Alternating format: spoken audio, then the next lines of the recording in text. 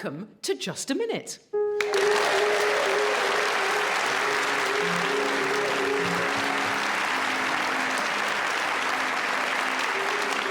It's me, Sue Perkins, and it's a joy to welcome you to Just a Minute. Now let's introduce you to the four fabulous people who are going to play the game this week. They are Tony Hawks, Desiree Burch, Cariad Lloyd and Julian Clary. Please whoop for all four of them. Very strong whooping. Their agents will be suitably pleased. I'm going to ask them all to speak on a subject I give them for 60 seconds without hesitation, repetition or deviation. Let's see how they get on. Tony, we'll start with you. And the subject is, I should have been the next host of Strictly Come Dancing. It's very emphatic, that. Big claim, Tony. Can you back it up? Can you speak without hesitating, repeating or deviating on, I should have been the next host of Strictly Come Dancing? Your time, sir, starts now. I should have been the next host of Strictly Come Dancing because I would have immediately doubled the ratings because of my looks. Now, I can say that because this is a radio program. Julian. He said because twice. Oh, yeah. Because. I did. Because of the wonderful looks you have. Yeah. I mean, you are a stunner. People agreed with that. I thought they'd all be laughing, but they definitely thought, yes, he would double the ratings with his looks. There was a lot of sort of pondering by the audience. There was a confusion there. I mean, the listeners at home are licking their radios, though. They know. Like Tony's a got it. lolly. In this heatwave, the thought of Tony Hawks in sequins, it's driven the listening populace. I'm not sure whether I would wear sequins, but if I get the subject back, I may cover that, what I would wear. They all say that in week 1. They do, don't they? And then by week 8, they are top to toe. Week 9, they're in chaps. Yeah. And they don't even know it. Yeah. They don't even notice their buttocks are exposed on primetime television. But if they do, they don't care, and that's the joy of the show. Julian, correct challenge, which means you get the subject, I should have been the next host of Strictly Come Dancing. You've got 47 seconds remaining, and your time starts now. Well, I should have been the next host for the simple reason that Claudia Winklemee promised me the job. Tony, I do believe you might have this subject back. Now, what's your challenge? Well, he sort of stumbled and did say promise twice as well. There was a little bit of hesitation. I think I said Winklemee as well. That's probably why you didn't get the job. I'm going to give this back to Tony. Two robust, very experienced players of the game, so they have to be held to the highest standard. I can't look at Tony, actually. I have to look at him through the back of a teaspoon, as you can see if you're here in the crowd, because he is that pretty. He's that easy on the eye. And I suspect he's going to tell us all about that in 41 seconds. I should have been the next host of Strictly Come Dancing, starting now. I would have introduced some jeopardy too, perhaps dig a hole in the middle of the stage so that the dancers would have to go round it, and if they messed up in their steps, they'd fall down into it, a kind of hell full of people who'd been thrown off Celebrity Mastermind or something like that. That would have been my choice had I done it. But would I have worn sequins? I don't know. Sue seemed to think that the host wears the sequins. I've said sequins. Carry on. Repetition of sequence. Yes. Indeed, a correct challenge. I should have been the next host of Strictly Come Dancing. Let's see your petition for the job, and you've got 13 seconds to do that, and your time starts now. I should have been the next host of Strictly Come Dancing because I have watched every episode of that show since it began. I remember the good old days, and I am bereft that Tess and Claudia are leaving. What...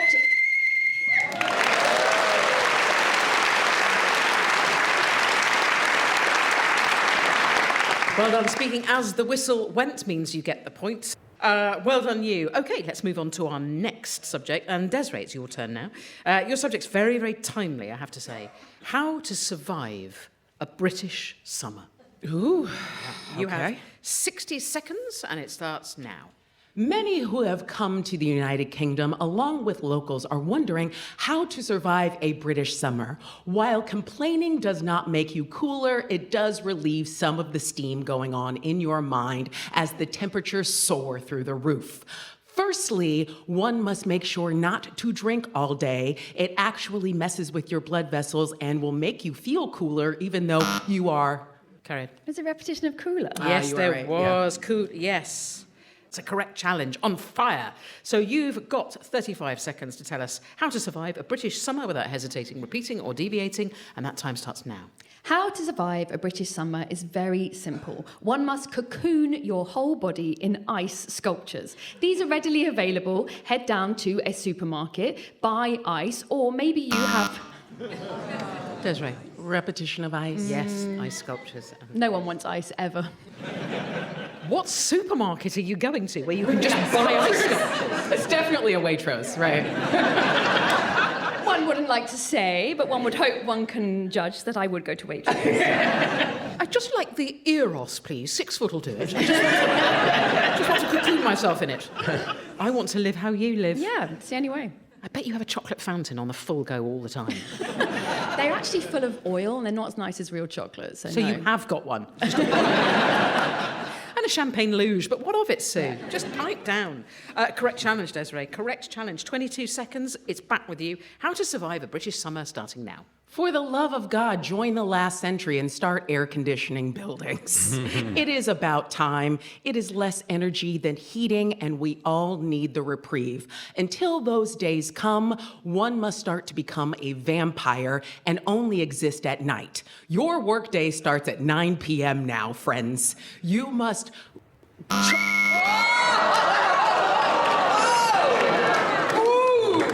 Knife edge. Now, technically, the buzzer went just before. I mean, it's almost like a photo finish, isn't it? And you know what happens in a photo finish, okay?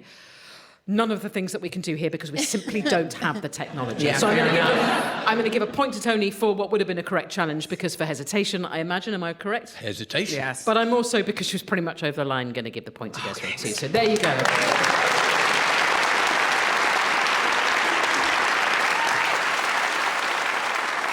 Cariad, let's see what we have in store now. Now, your subject is no worries if not. No worries if not. It's a phrase you must never end an email with. What have you got to say about no worries if not? You've got 60 seconds and your time starts now.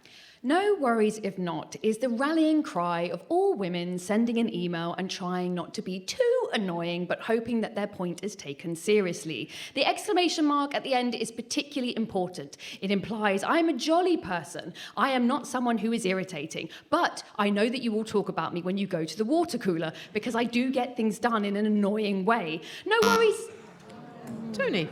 Were there 2 annoyings in there? There were. No. But no worries if not. I believe there were 2 Okay. annoyings. Well done, correct challenge. No worries if not. What have you got to say about that? 36 seconds on the clock, and your time starts now. I'm particularly pleased I've got this subject, although I'm not confident I will get to the end of the 36 seconds allotted to me, but no worries if not, because this is all about contribution. It's not about winning. Julian. You said about twice. Yes, correct challenge. And in close succession. So, yeah, great challenge. With 20 seconds remaining, what can you tell us, Julian, without hesitating, repeating, or deviating on the subject of no worries if not, starting now? Not a great deal. No worries if not is when you ask a favour of someone and then you immediately negate it by saying you're not really bothered one way or the other. Can I keep this conversation going with myself for the allotted time? Well, it's neither use... Oh, Tony. No. Well, not now you've buzzed in, no. I was just answering his rhetorical question about whether he could keep it going. Famously rhetorical question. Do you know what? Let's make it an actual question. With the 2 seconds remaining, can Julian actually carry on this subject? Because I believe in him. Yeah. And you've laid down the gauntlet. You believe he can't. You've done the challenge. If he can't, you get the point. If he can, he gets the point. So with 2 seconds remaining, no worries if not, Julian, starting now. Has Tony upset me? No worries if not.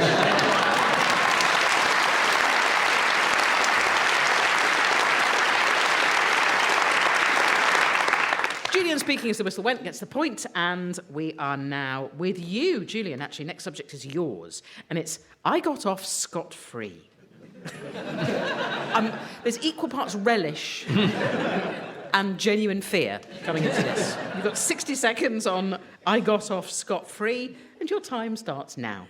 Well, at least I got off. That's the important part. But the answer I want to give you is when I stole Tony Hawk's act in 1989, I got away with it scot-free. I've spent a decade masquerading as him and I earned an absolute fortune. I got a fridge and I went on tour with it. No one was any the wiser. Oh, yes, that's my name and look at my lovely refrigeration unit. Oh, audience were rapt. And you know, with the money I earned, I got myself a bungalow in Brighton and I still live there to this day and I have a blow on the front most mornings. So... Tony! Do you think he's deviated a touch? From your act, maybe. I mean, it was certainly moving towards that, but I was very swept up in the whole bungalow reverie, if I'm really honest with you. I mean, I think I just want to hear a bit more about the bungalow. I think you're right to sort of suggest that we could be teetering on it, and Julian has been... I'm going to strictly admonish you on that. But do you know what? I just enjoyed you staring at the front, and you've got 23 seconds to keep to the subject of I got off scot-free. Julian, starting now. I also got off scot-free when I turned up at the BBC one day dressed as Claire Balding. Oh. Tony. Oh, not that old chestnut. Yeah, it's compulsory. I mean, you can't stop yourself on this programme. If someone says BBC, you have to go repetition of B. Yes. If not... Am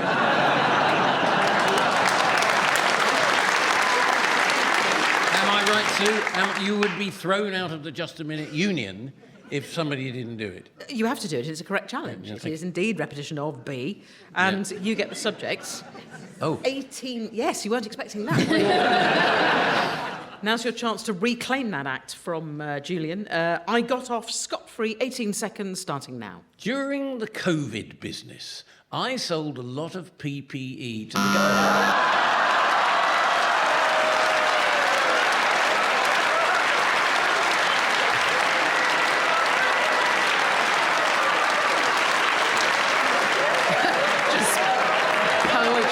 Pure poetry. Life comes at you. What is your challenge? It was repetition of P. I also enjoyed it being referred to as the COVID business. like the pandemic was a little beneath you. That's a correct challenge, Julian. What can I say? God. Right, you've got 13 seconds remaining on I got off scot-free, starting now. I got off scot-free. There I was, dressed as one of our finest sporting commentators in a nice pair of slacks, and no one noticed a thing. I went right through the Olympics and all...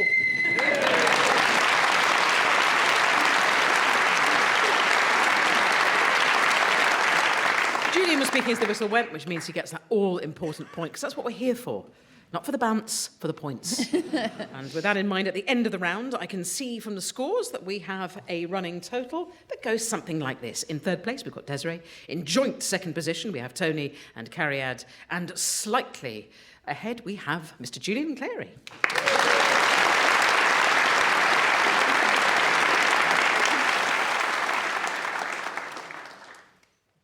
Desiree, we're with you now. Your subject is this. What's the big deal about Toy Story? Can you speak for 60 seconds on what's the big deal about Toy Story, starting now? What's the big deal about Toy Story? Which film are we on already? Is this like the Fast and Furious franchise for kids? Julian, that was the longest buzzer we've had. And that's all we have time for now on the show. Julian, your buzzer kept going for 60 seconds, which means it earns the point. Honestly. It's very forthright, isn't it? Your buzzer it today. keeps... Oh, he definitely didn't touch it. Yeah. It's a I connection. think It's the connection. It's the connection. Can we have Can I just some say, people say that technical person? robots are going to take... We can't even get the connection on a buzzer right. I think we're a long way from our... It's like a game of Operation. Make it stop! It's still ringing in my ear as a form of terrible Radio 4 tinnitus. What was your challenge? I don't think I did buzz.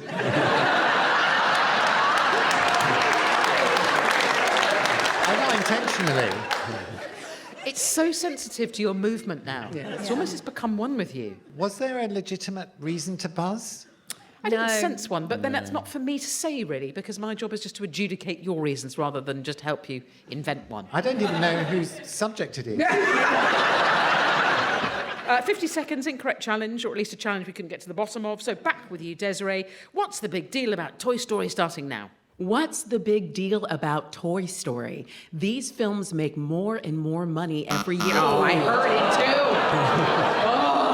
Tony! Yeah. Yes, slight repetition of more. Slight. Well, she I very heavily pet that word. Cleverly disguised it by putting the word "and" in between it. Yeah, exactly. It was a pincer movement of Moores that came at you. Yeah. And 44 seconds for you to tell us, without hesitating, repeating or deviating, what's the big deal about Toy Story starting now? I was very alarmed as I came to the theatre to see a billboard saying Toy Story 5. I couldn't believe my eyes. Have there been 4 running up to this? Probably yes, was the answer I gave in my head. Because I'm that sort of chap, very good at maths and handsome. I don't know whether I mentioned that earlier. Now, Toy Story 1 I enjoyed very much, and some nice music by Randy Newman. I'm not sure if you're familiar with him, but he composed some lovely little ditties. Does he in the other ones, the later ones that come after? Oh, carry on. Repetition of ones. Yes, other ones, later ones. Also, I yes. nearly buzzed for comparing Randy Newman's songs as ditties. Yes. Lovely ditties, Oscar award-winning composer. That's a correct challenge. 6 seconds for you remaining on what's the big deal about Toy Story starting now. What's the big deal about Toy Story? Well, lots of children enjoy that film and the...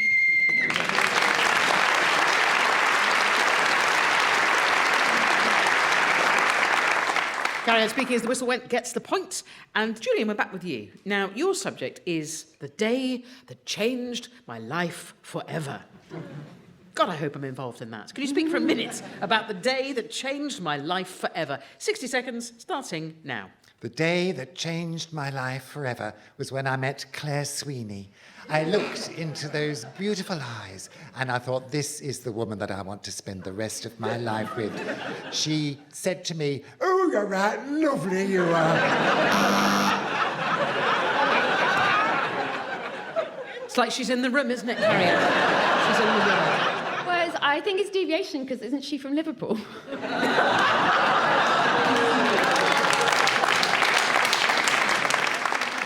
Well, she had me fooled. I somehow think that wouldn't dent his mission statement. true, It was true. real love, that. I Yeah. do remember it. But I'm going to take that as a point of deviation. She's famously not generically northern with a very, very sort of bassy accent. She is from Liverpool. But, so yeah, I'm going to give that to you, Cariad. 43 seconds on the day that changed my life forever, starting now. The day that changed my life forever is when I was on the tube and I saw a man sitting by himself looking extremely sad. And then he remembered something. His face lit up and he reached into his pocket and discovered he had some chocolate buttons. Other brands are available. He popped one of these chocolatey... Well, that was interesting because it was mid. So, Julian, your challenge. Oh, I feel a fool. I jumped the gun. I thought you were about to say chocolate, as indeed you were. You managed to retrieve it, and I think you deserve an extra point for that. I mean, it was very cunning. It was almost hesitation. It was almost hesitation, but it was very Almost. cunning. And you were going to say chocolate, and Julian correctly buzzed, so I'm going to give you the point, Julian, actually. Because you were fiendish, I do enjoy the twists and turns of the game. I'm going to let you keep the subject and tell us about the day that changed your life forever in 21 seconds. Cariad, starting now. circle into his mouth, and he exploded with joy to remember the sweet sensation of things that you can buy and eat. Isn't eating a nice thing to do? I enjoy going to the shops. Tony. I want to stop before she's too tragic here, because this is the day that changed her life. I need to protect her from carrying on telling people that somebody eating some chocolate buttons opposite on her tube. He was so happy. I've never seen a man so happy. But what had happened to you before in your life? I just think it's nice to see people enjoying the little things. Nice is not the thing that changed your life forever. I mean, I don't know. It was the first time she witnessed a man experience pure, unabashed joy in public and didn't shut himself down, and that is so important, Cariad. To be Thank vulnerable. you. Thank you. Yeah, Desiree. thank you for your work. No. I don't have a challenge, and I think she should carry on because I want more of this amazing day. And when we get in the changing rooms, I'm going to ask for more still afterwards. Not I love the fact you call them changing rooms. When we strip down afterwards for a bath or a shower, and I'm exposing myself as God intended, Tony rubs us down and we talk about the match. And I'll say, how did it go for you, Tony? Well, I want a hydration break, that's why. I mean, listen, if I was on a tube and I watched a man give into pleasure not only from chocolate buttons, but chocolatey buttons, Yes. I too would feel probably pretty pleased with myself. But as you say, we can talk about that in the changing rooms later. 7 seconds to go, Cariad. Your time starts now. However, being honest, my second caesarean section was probably the strongest day that changed my life. As they lifted...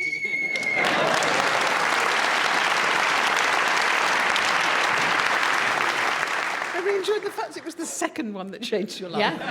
Yeah. Yeah. Didn't know it could be that easy if you have an elective. They don't tell you that. No, they really easy. don't. The emergency one wasn't fun.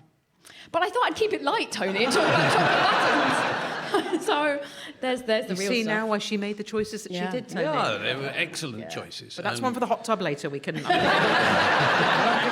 See you in the sauna. So that's the end of the round. Let's have a look where we stand on the scores. Desiree is in 4th position. We then have Tony, then we have Cariad, and streaking ahead, Julian.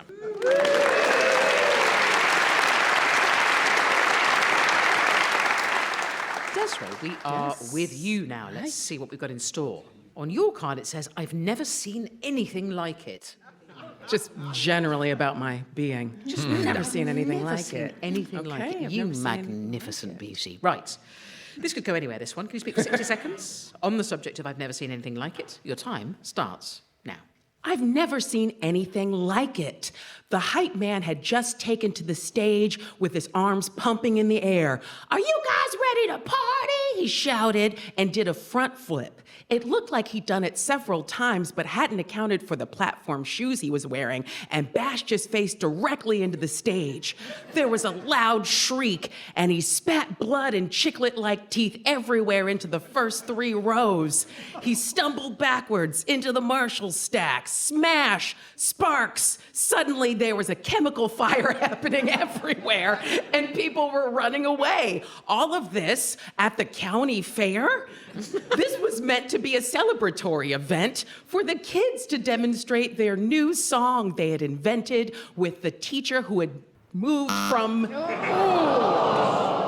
Oh, it was so beautiful. Julian, you challenged. Oh, it was hesitation. There was a little bit. Oh, but it was... I mean, I was just about to get to the real story. It was a beautiful run. It was 51 seconds of beauty. No one tells a story like Desiree tells a story. I feel like I'm starting to understand this game. It's just like doing a supermarket sweep of just BS. Like you just got to keep running and swiping things into your cart until you get to the checkout. Do you know what, as well? You don't even use the biggest get-out clause, which is just coming back to the title. You don't even do that. At any point, if you run out, you can just go, I'd never seen anything like it. Well, you don't even need that, because you're just flying. It was beautiful. But, sadly, within the rules of just a minute with a killer of dreams. And it was a correct challenge by Julian. Hesitation, which means you get 9 seconds to talk about I've never seen anything like it, starting now. On my wedding night to a hirsute northerner, he said, I've never seen anything like it. And I said, oh, stop it, you're just saying...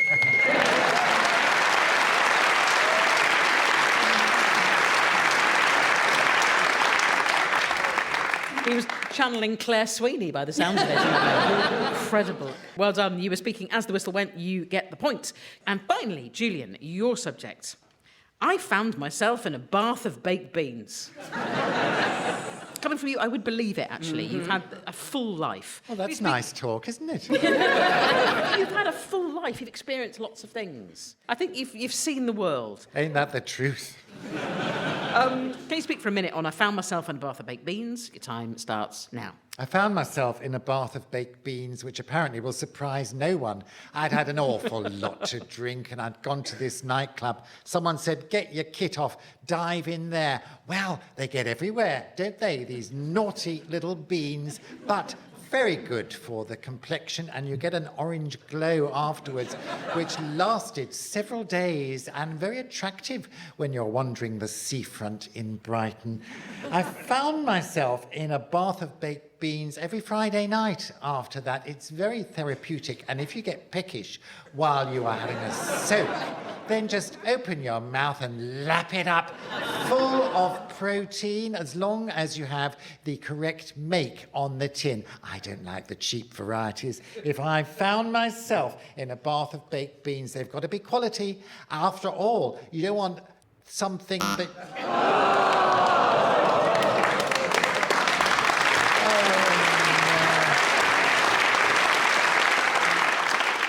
Tony, your challenge. There was a definite hesitation. It was a bit of a... Oh, it's so harsh, this game. Yeah. I was very, very involved in that story, Yeah. and I will be going home after, obviously, we've had the changing room experience and doing exactly that. It was beautifully done, and you spoke for 56 seconds. I'm heartbroken. I know you are. I know you take this very seriously, and I feel for you. Tony, you've now obviously been cast as the villain of the piece. Please take us home 4 seconds on I found myself in a bath of baked beans starting now. Some people find themselves at the top of a mountain after climbing.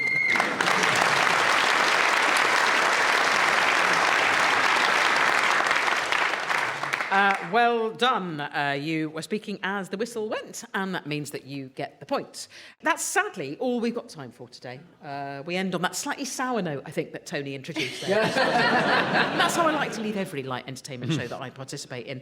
OK, let's get some scores. At the end of that game, they all played brilliantly. But with the final whistle, here are the scores on the doors. In fourth place, we've got Desiree. In third, we've got Tony. In second, Cariad. And our winner this week is Julian Clary.